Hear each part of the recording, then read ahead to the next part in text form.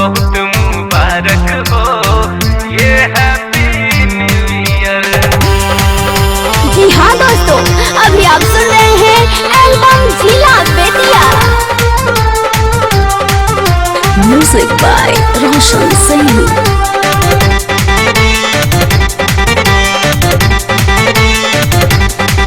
नहीं बिस्की न रम नहीं गांजा के दम,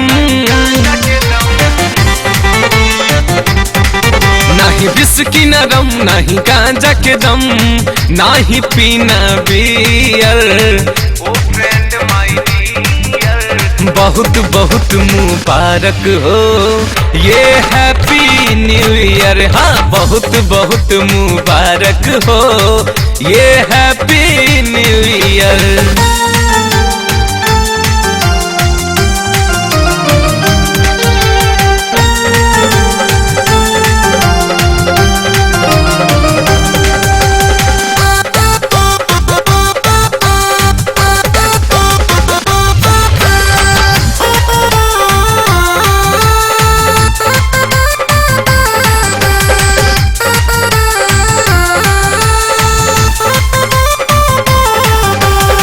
मैसेज भेजना या देना ग्रीटिंग कार्ड, भूल न जाना देना मुबारकबाद। मैसेज भेजना या देना ग्रीटिंग कार्ड, भूल न जाना देना मुबारकबाद। ना मैकडॉल ना फीसा ना रॉयल ना सिग्नेचर, ना मैकडॉल ना फीसर ना रॉयल ना सिग्नेचर, ना ही पीना बियर। ओ फ्रेंड माय डियर, बहुत बहुत मुबारक हो ये हैप्पी न्यू ईयर। बहुत बहुत मुबारक हो ये हैप्पी न्यू ईयर।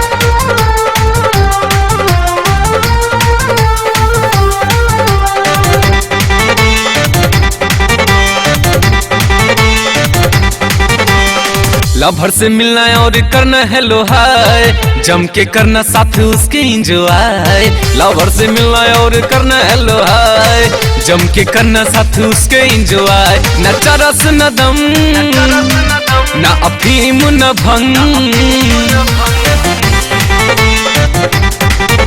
न चरस न दम न अफीम न भंग, ना ही पीना बियर। ओ फ्रेंड माय डियर, बहुत बहुत मुबारक हो ये हैप्पी न्यू ईयर।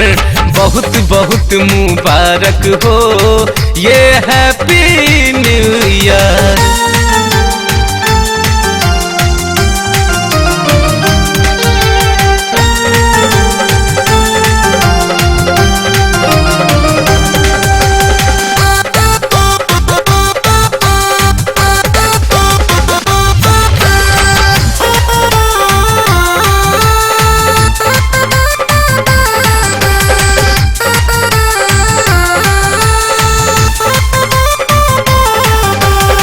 खुशियों से भरा रहेगा ये साल, बोले अफरोज मचा दो धमाल। खुशियों से भरा रहेगा ये साल, बोले अफरोज मचा दो धमाल। न देसी न बलंडर न इंग्लिश न कमांडर, ना देसी न बलंडर ना इंग्लिश न कमांडर, ना ही पीना बियर। ओ फ्रेंड माय डियर, बहुत बहुत मुबारक हो ये हैप्पी न्यू ईयर। बहुत बहुत मुबारक हो ये हैप्पी न्यू ईयर।